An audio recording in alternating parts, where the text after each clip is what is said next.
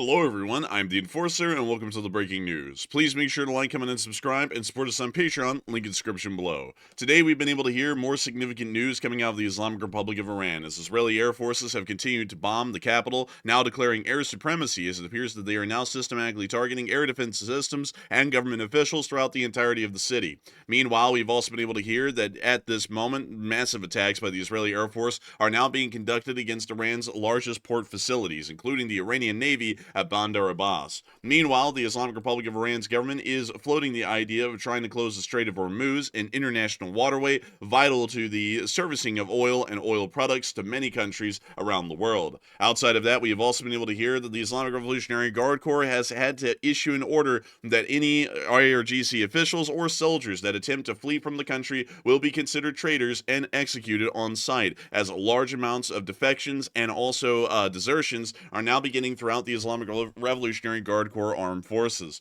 We've also been able to see significant damage at the Isfahan nuclear facility, while we are also hearing about significant radiation leaks coming from the area of the Natanz and Fordow nuclear facilities, or enrichment plants, for the large part today. We have had a significant amount of news over the past few hours alone just on the situation inside the Islamic Republic of Iran, and moving on into our most important and pertinent information, we have been able to hear that the situation inside the Islamic Republic of Iran's government is becoming incredibly strenuous, as we also have been able to hear that the Israeli Air Force has now stated that they have gained total air superiority over the Iranian capital of Tehran. And as a matter of fact, they have actually gained such a great deal of air superiority that Iranian aircraft are now, well, actually Israeli aircraft, correction, are now flying around the capital of Tehran using camera and surveillance footage to be able to find, detect, and destroy Iranian air defense sites that have not been destroyed yet, including these that have been highlighted in red here. This is actually coming from an Israeli drone that is flying directly over the capital of Tehran and is not being intercepted or shot down because it appears that there is no coordinated air defense operations being conducted by the Iranian armed forces, most likely due to a complete lack of radar systems or due to a complete collapse of the Iranian military's chain of command structure. However, it does appear that this is starting to take a very heavy toll on the Islamic Republic of Iran, not only its government, but the people inside of the city, as we have also been able to hear that more violent explosions are coming from Tehran as of just a short while ago. Only about 20 minutes ago, we are still hearing significant explosions that are coming from the city. As a matter of fact, we also were able to see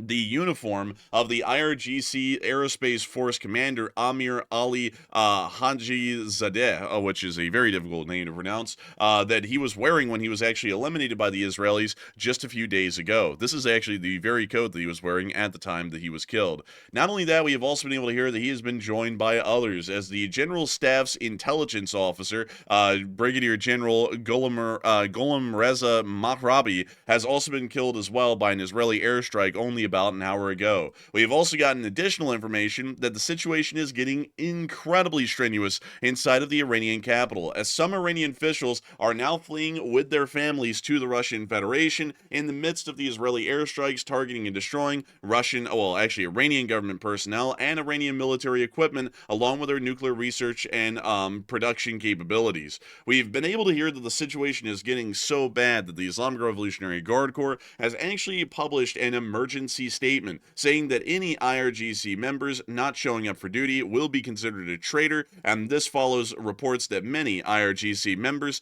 have disappeared. At this moment, we have been able to hear that the situation inside of Tehran is absolutely at a breaking point. Government officials are fleeing left and right if they have not already been killed, and it does appear that the Islamic Republic of Iran's government may be going into a total collapse at this moment.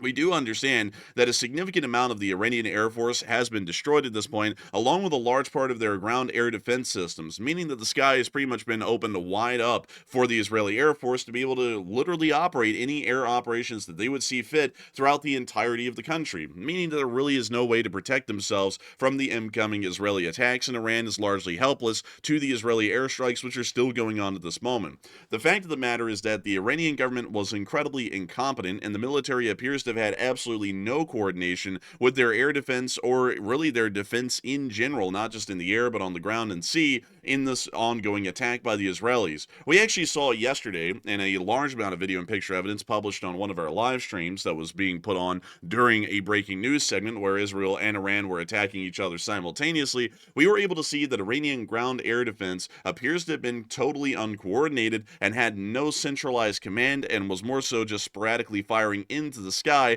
without any telemetry data to let them know where an incoming air target may be to try and effectively shoot it down. This led a large amount of the Israeli missiles. As a matter of fact, it appears that all of the Israeli missiles that were fired made their mark inside of Iran and ended up knocking out top officials or key infrastructure throughout the entirety of the country. Not only that, but it also appears that Iranian armed forces are not really as steadfast and resolute as many would believe. The Islamic Revolutionary Guard Corps is already dealing with a significant amount of desertions, like we just covered in the news, to the point that the Islamic Revolutionary Guard Corps is having to declare that anyone who is found to be deserting their positions will be declared a traitor and will be summarily executed eventually once they have the time to be able to deal with the situation. This is largely also showing us that a government collapse is ongoing right now inside of Iran, not due to a coup, not due to any kind of a military overthrow. It is generally just for the fact that the government is literally imploding on itself. People are trying to leave and save their lives before the Israelis get them.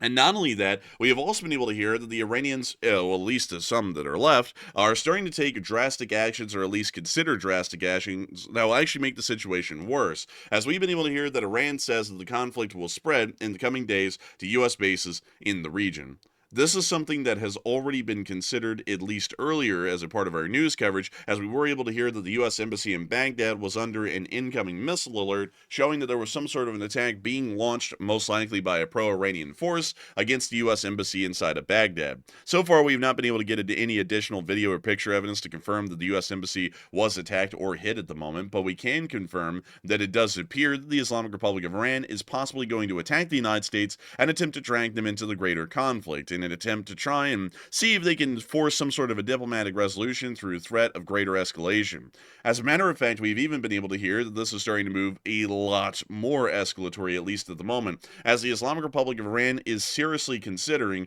closing the Strait of Hormuz, according to an Iranian parliament member who is apparently still inside the country at the moment. The Strait of Hormuz is actually an international waterway, and while it's an incredibly narrow one, and it's pretty much bordered on both sides either by the waters of the country of Oman, the UAE, or the Islamic Republic of Iran, there is an international waterway that travels through the area of the Strait of Hormuz, and it is an incredibly vital one.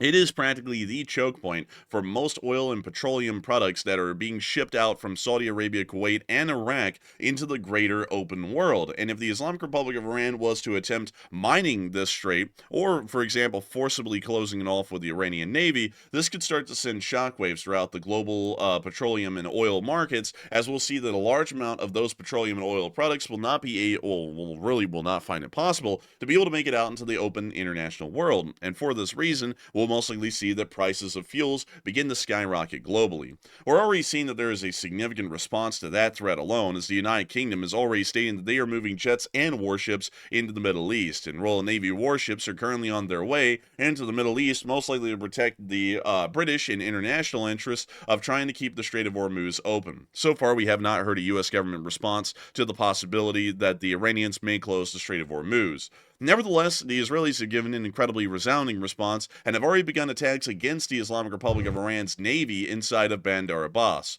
Bandar Abbas is a significant city for the Islamic Republic of Iran, and most importantly because of its navy moorings and harbors that are seen right here. You can actually see a significant amount of the larger size frigates and destroyers of the Islamic Republic of Iran's navy currently stationed inside of this port, and from what we know, this is pretty much the entirety of the Iranians' larger surface fleet that could be pulled forward to try and close the Strait of Hormuz. And we do understand that the city currently has a large amount of air defense fire over its skies, and that the Israelis are currently attacking the Iranian Navy along with other key assets within the area. We can actually see a little bit of that footage right here.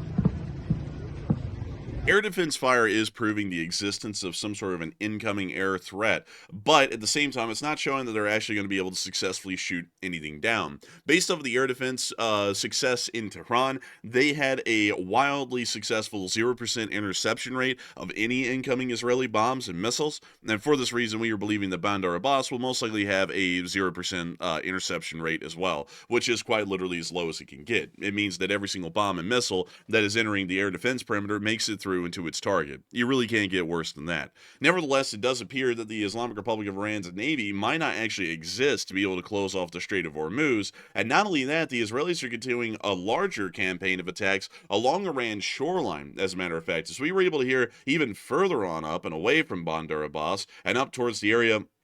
of the city of Jam, which is a little bit south of Bushehr. We actually were able to hear that a significant refinery within this area is actually being targeted at this very moment and is attempting to be knocked out by the Israeli armed forces. It actually does appear that this facility may have been completely knocked out, as this is the Iran's Fajr Jam gas refinery. The facility processes up to 125 million cubic meters of natural gas every single day. It's quite a significant manufacturing of natural gases here within this area of the Islamic Republic of Iran, and we can already see that the gas fields that this refinery is attached to are also on fire as well, or at least the extractors are on fire at the moment, like we can see in this clip right here. It appears that Israel actually made true on their promise to the Iranians that any attacks against the state of Israel in response to the original Israeli attack attempting to knock out their nuclear research facilities would be responded to by an attempt to kill Khamenei and also an attempt to hit their energy infrastructure. Their energy infrastructure, from what we can tell, has been hit heavily, as the major power plant in Isfahan has been hit, along with this major refinery within the southern area of Iran, just close to the area of Bushehr. We have seen that a significant amount of energy infrastructure has been hit, and not only is this going to cause massive impacts for the Iranian citizenry in the short term, it is going to cause massive impacts for the Iranian economy in the long term. These energy infrastructure systems are vital for the Islamic Republic of Iran to turn any kind of a dollar, or more importantly, to be able to keep their lights going and their machinery running so that way other industries can turn a dollar. Without these kinds of industries existing or in place or completely shut down due to serious damage from airstrikes, this means that the Iranian economy is most likely going to be upending itself incredibly soon as a result of the major attacks that have occurred already. We will most likely also be seeing that the Israeli Air Force will extend these attacks to include significant oil refineries, which we're already hearing of at this moment, to try and make sure to capitalize on the information and largely the damage that can be caused so far from just their limited attacks on these sorts of energy infrastructure, and they can ensure that the Iranian economy will continue to spiral downwards rapidly as they start to lose one of their massive moneymakers, and not only that, they start to lose their domestic supply of fuel sources that help their economy to keep rolling. This is actually the same situation that many of y'all will have heard on this channel news analysis-wise with the Russian Federation, as both the Islamic Republic of Iran and the Russian Federation are economically what is considered to be a monolith. These countries largely operate with only one specific export in mind and do not have a diversified economy where they are able to export a wide variety of different kinds of industrial and commercial goods. For this reason, attacking Russia and Iran's oil infrastructure is actually attacking the very heart of their economic machines themselves and can cause significant damage not only in the short term but also in the long term as well to these nations' economies and their ability to control the country. Outside of that, we have also been able to hear that Israeli airstrikes have continued to try and hit and destroy nuclear facilities throughout the area of the Islamic Republic of Iran. As we were able to see it in satellite footage here, provided by an unknown source, I believe it's the Maxar satellite, and also according to the IAEA, one of Iran's largest uranium enrichment facilities in Isfahan has been seriously damaged. Among the buildings damaged are the uranium conversion plant and the fuel plate manufacturing plant. Radiation levels outside the facility have not increased, but Isfahan was reportedly targeted by Israeli strikes yesterday, and the aftermath can be seen here on satellite image. Here is the refinement plant inside of Isfahan before the attack, and here it is after the attack. We can see that several buildings have taken direct hits and appear to have been destroyed completely, and from what we understand, these buildings and facilities actually were some of the most important at the moment for the Islamic Republic of Iran to be able to continue any kind of nuclear weapons enrichment and also be able to try and push forward with still producing a nuclear weapon. Oddly enough, Iranian state media yesterday was claiming that they would be conducting a nuclear test overnight. And that night has come and gone, and we have still not seen that the Islamic Republic of Iran has conducted a nuclear test. Once again, clearly showing us that the Islamic Republic of Iran actually does not possess a nuclear weapon at this point, and the Israeli attacks may have come at the 11th hour and successfully stopped the Islamic Republic of Iran from developing and fielding a nuclear weapon, meaning, for the large part, that this campaign has been a success by all measures at this point. We do understand that there are multiple significant facilities throughout the area of the Islamic Republic of Iran vital to the production of nuclear weapons for the regime, and we'll go over them really quickly and give a little bit of a status update, considering that this is really the only time so far that I've taken a break on this video or any of our streams to actually talk about the damage to the initial targets, which were the refinement and enrichment facilities. First off, our most significant one is the Natanz nuclear facility, just north of Natanz, near to Highway 7, or really Interstate 71, in this area of Shojabad. From what we understand, this facility has been completely destroyed, both above ground and underground, by Israeli strikes, and according to the IAEA, the Islamic Republic of Iran, and the Israelis, this facility has been completely destroyed and will no longer be operational. This was one of the 2 uranium enrichment plants that are inside of the country. There's a second one a little bit further north, from the area of Natanz, called the Fordo uranium enrichment plant as well. This facility has also been hit, and we have gotten video and picture evidence of significant fires, and once again, according to the Iranians, the Israelis, and the IAEA, which are all fairly credible reports at the moment, we have been able to hear that this facility has also been knocked out and destroyed as well. So far, those are the only 2 uranium enrichment plants inside of the country that are known about at all, and both of those facilities have been completely destroyed, meaning that Iran's ability to enrich uranium is completely gone. Not only that, the enrichment facility in Isfahan has also been knocked out as well, and we also understand that the research reactor in Isfahan was also hit and significantly damaged. Research reactors are incredibly interesting, much more different than the uranium enrichment plants that we saw at Natanz and Fordo. Such reactors like the IR-40 just north of Iraq, which we can actually show y'all really quickly here. And let me make sure to get up to Iraq and then just north of it a little bit,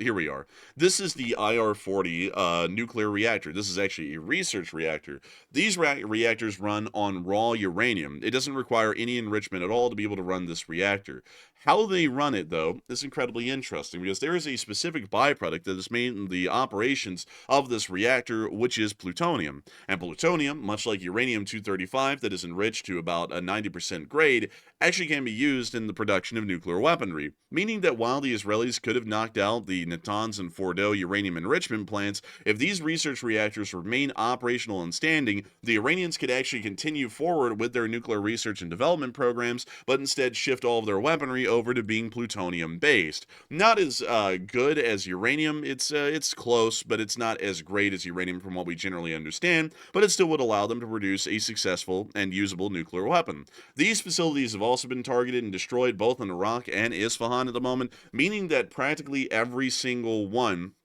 of Iran's nuclear weapons material producers has been destroyed at this point, except for the research reactor in Tehran. We haven't been able to independently confirm here on the channel whether that reactor has been destroyed or not. We're still waiting for more information on that, but considering that the Israelis have complete air supremacy over the city, we're highly expecting, or largely believing at this point, that that reactor is most likely going to be destroyed, or it has been destroyed at this point. It's just there's been no confirmation that has come out about that so far. Of course, I want to make sure that we make this entirely clear. We are not going to be reporting the destruction of any Iranian nuclear equipment or technology until we can actually confirm that with video and picture evidence. So while I'm saying that we largely believe that it was destroyed, we don't have enough proof or evidence to actually say that that is the news, and that is a fact. So we're leaving that for what it is at the moment, and we're going to be waiting to see what else comes out of this. Outside of that, we also were able to hear that the Israelis have been moving on to striking specific high-priority targets throughout the Islamic Republic of Iran,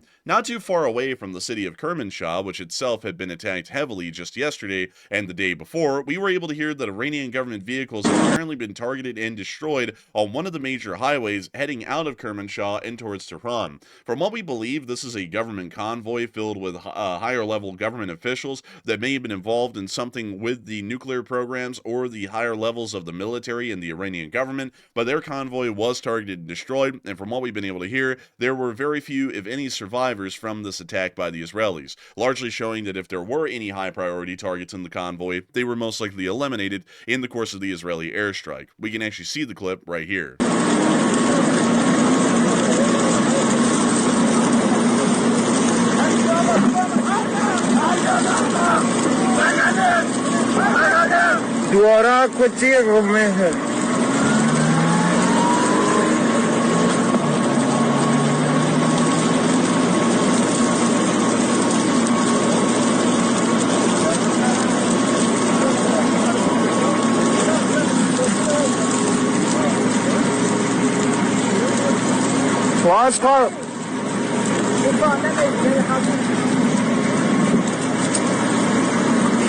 There was an idea for a short while that Iranian officials that would remain on the move would most likely be a lot more difficult for the Israelis to target and kill because, unlike the Iranian officials that were literally hanging out in their neighborhoods when they were bombed by the Israelis, if you're on the move, it's going to make it a lot more difficult for Mossad agents to triangulate your specific location and then call in a actual precise airstrike onto that area, or really your moving target of an area. It appears that is not the case anymore. It does appear that the Israeli Air Force does have the ability, as a matter of fact, to be able to strike and destroy moving targets wherever they may be inside the country, meaning that Iranian officials inside the country, whether they are stationary inside of a bunker, inside of a house, or moving inside of a convoy, will be targeted and destroyed by the Israeli Air Forces and are suffering a high chance of most likely being killed within the next following days. Once again, as many of y'all can see, with that kind of a grim reality, a lot of Iranian officials are deciding to take the easier route, which is to just flee into the Russian Federation. It actually appears that the Iranian officials are doing the same thing that Bashar al-Assad did just last year,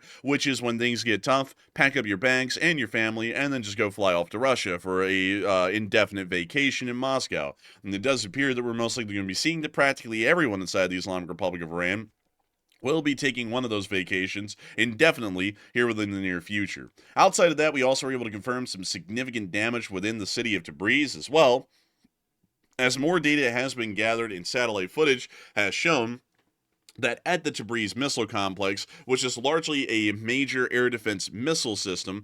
we have been able to confirm that there is a significant amount of damage to this facility. The silos have been damaged, the Tor-M1 shelters have been destroyed, another shelter for a Tor has been destroyed. We are also able to see another missile shelter that actually housed the missiles being destroyed. We could also see that all of the support equipment was destroyed, and we could also see the garages and shelters were once again destroyed, meaning that the entire missile facility actually took so many precise hits, the entire thing has been destroyed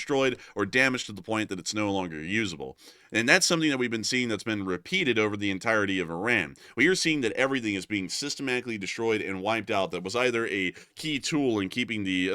Islamic regime in power inside of Iran, or more so helping to try and make sure that they are able to keep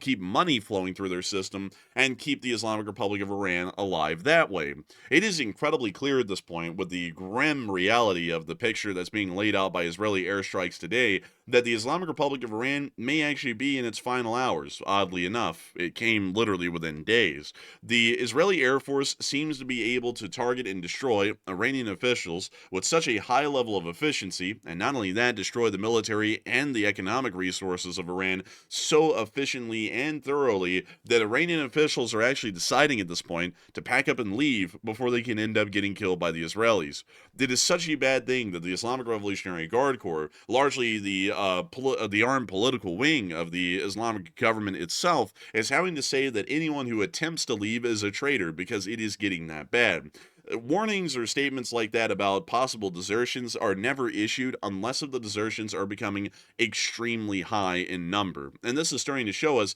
that the Islamic Revolutionary Guard Corps is actually having a bit of a thinning out, and they're mostly going to be opening their doors for further employment by others because there's just no one there left. Everyone's going to be leaving for the Russian Federation. Not only that,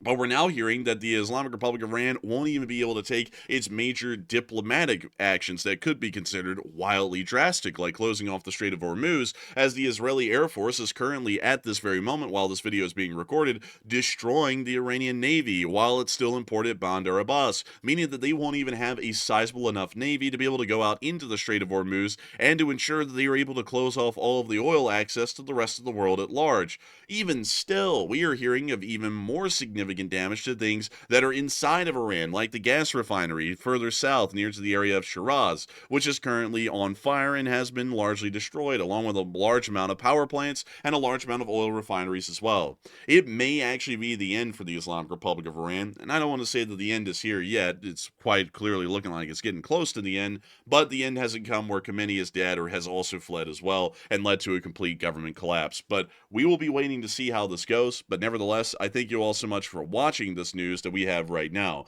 We are entirely honored and greatly appreciative of getting to run this news for each and every single one of y'all each and every single day. If y'all have enjoyed this video so far, please make sure to like, comment, and subscribe. And if you would like to, support us on Patreon in the link in our description below. We are massively appreciative to everyone who does. Y'all help us to make this channel possible and keep the thing running every single day. And we also have to thank everyone else for watching this video. We're entirely honored to just have y'all's time and being able to hear the news here from this channel. I thank you all so much once again for watching, and we will see you all in the next... Oh, by the way, before I actually sign this thing off, if you have made it to this part of the video, please make sure to put down in the comments section Day of Judgment. Make sure to put that down in the comments section to let me know that y'all saw this, because I'd have to say that at least for the Iranians, as far as we are concerned here in the West, it appears that it finally has arrived, their Day of Judgment. So if you've made it to this point in the video, make sure to put Day of Judgment down in the comments section below to let me know that you watched the whole thing through and through. We're always happy to know that people have watched the whole thing and made it towards the end.